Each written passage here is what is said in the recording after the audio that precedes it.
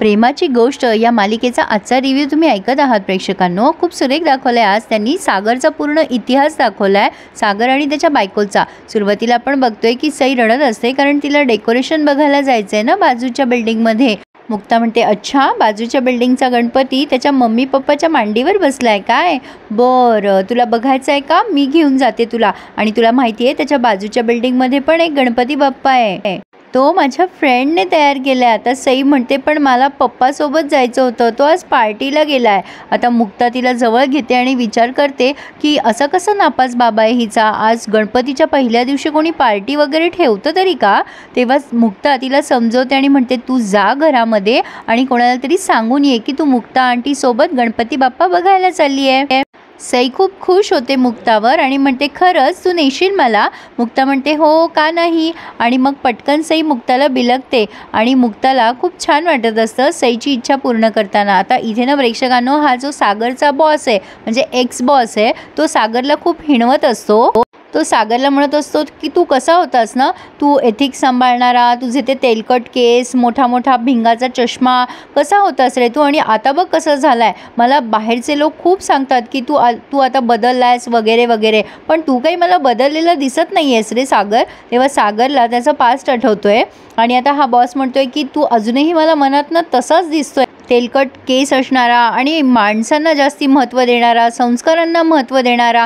मला नाही वाटत रे तुझ्यात काही बदल झालाय, पण सागर युद्धात, बिझनेसमध्ये आणि प्रेमात सगळं माफ असतं रे। सागर म्हणतो इथेच तर तुम्ही चुकतायत ना, आणि या बाबतीत तुमचा चेला मात्र पुढे गेला, तुम्ही तिन्ही गोष्टीत कमी पडलात मिस्टर अधिकारी।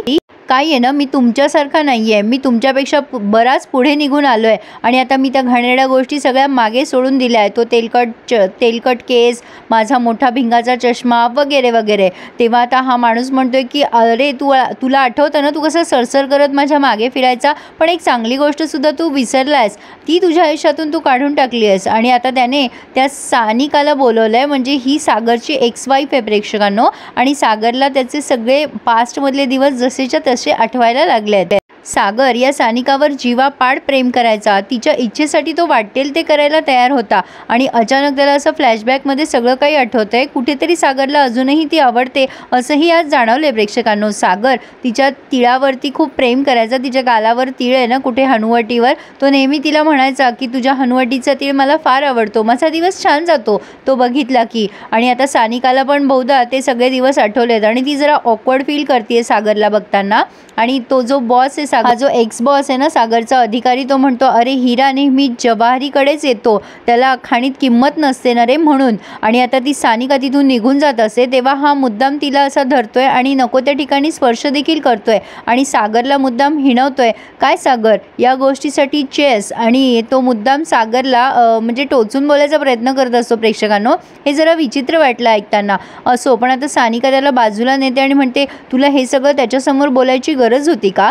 तेव्हा तो तिला म्हणतो का ग, तुला ऑकवर्ड फील होतंय का तुझ्या एक्स हजबंड समोर। अगं एखाद्या बिझनेसमॅनच्या कॉम्पिटिटरने पॉश गाडी घेतली ना तर तो दुसरा सुद्धा त्याच्या कॉम्पिटिशनमध्ये पॉशच गाडी घेतो, तसं तूच केलंस ना ग। का आज तो छान दिसतोय म्हणून तुला मी म्हातारा वाटायला लागलोय का त्याच्यासमोर, आणि तो तरुण दिसायला लागलाय असं तर काही नाहीये ना। तुला काय, तुझं मन बदललं की तू आणखीन कोणासोबत जाशील, त्याच्यासोबतही तू परत जाऊ शकतेस। सानिकाला हे ऐकून खूप राग येतो आणि ती म्हणते हे बघ, कार आणि माणसात फरक असतो हर्षवर्धन, तो आधी ओळखायला शिक, असं म्हणून ती तिथून निघून गेली आहे। पण सागरला मात्र त्याचे सगळे पास्टमधले दिवस जसेच्या तसे आठवत आहे आणि तो खूप डिस्टर्ब झाला आहे। इकडे मुक्ता आणि सई दोघीही गणपती बघून आल्यात आणि दोघींमध्येही ठरलंय की सिक्रेट ठेवायचं आपण गणपती बघितलेत ते, आणि दोघी डिस्कस करायला लागतात की कसा होता गणपती बाप्पा, हा छान होता। आणि सई म्हणते माझ्या पप्पांना तर लॅपटॉपवाला बाप्पा आवडला।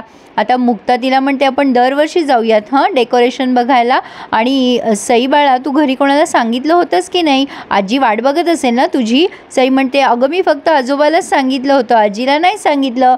तेव्हा मुक्ता तिला समजवते की बाळा सई, आपण बाहेर जात असलो ना की घरी कोणाला ना कोणाला सांगून जायचं की आपण कुठे चाललो आहे, असं नाही हं करायचं, ठीक आहे तू आजोबाला सांगितलंस ना। सई म्हणते हो मी आता पिंकी प्रॉमिस देते, मी आता यापुढे कोणाला तरी सांगून जाईल। आणि आता ती मुक्ताला पुन्हा एकदा मिठी मारते आणि मग बाय करते।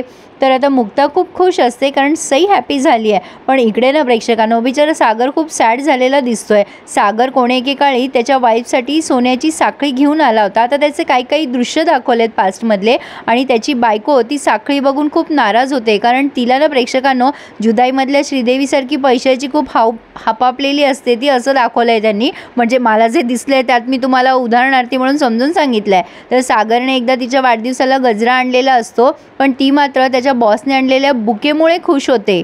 म्हणजे सागर हा छोट्या छोट्या गोष्टींमध्ये आनंद आणि प्रेम मानणारा असा माणूस होता, पण ह्या बाईमुळे तो डिस्टर्ब झाला असं काहीतरी दिसतंय चित्र। आणि आता तो सध्या प्रेझेंटमध्ये प्रचंड दारू पितोय, जी अतिशय हानिकारक असते आपल्या आरोग्याला। आणि हे सगळे दृश्य तो आठवतोय। आणि आता आणखीन एक दृश्य त्याला आठवलंय, त्याची बायको म्हणत असते आपण नव्या घरात शिफ्ट होऊ ना रे।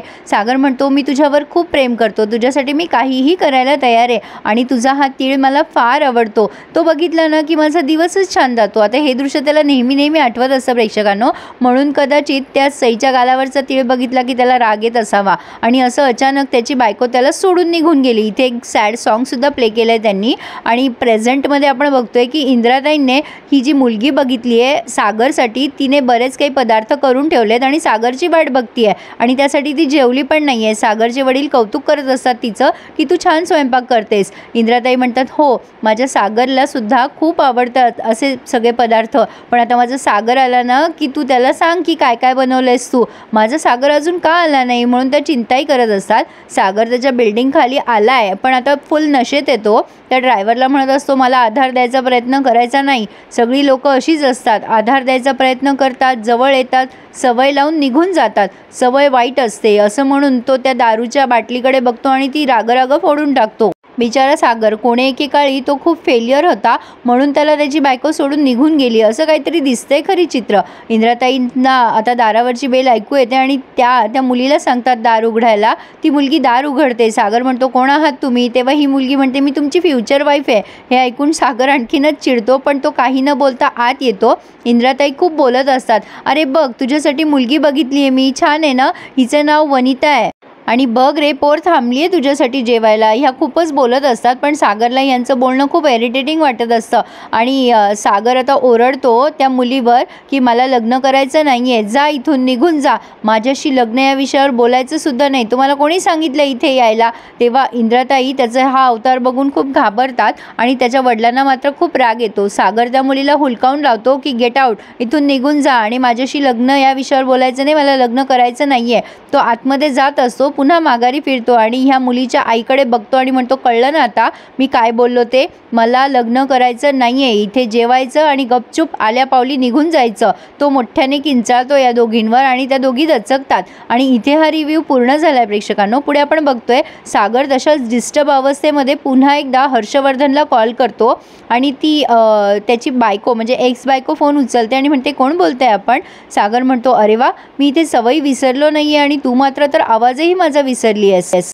सागरचा पुन्हा आवाज ऐकून त्याची बायको सुद्धा तिकडे खूप डिस्टर्ब झाली आहे आणि तेवढ्यात मुक्ताताई तिथे आल्या आहेत आणि सागरला लेक्चर देत आहेत की तुमच्या मुलीला बेशरम हा शब्द तुमच्या आईने शिकवला आहे, आईबद्दल असं कधी शिकवतात का मुलीला, किती चुकते तुमची आई, तुम्हाला कळतंय का।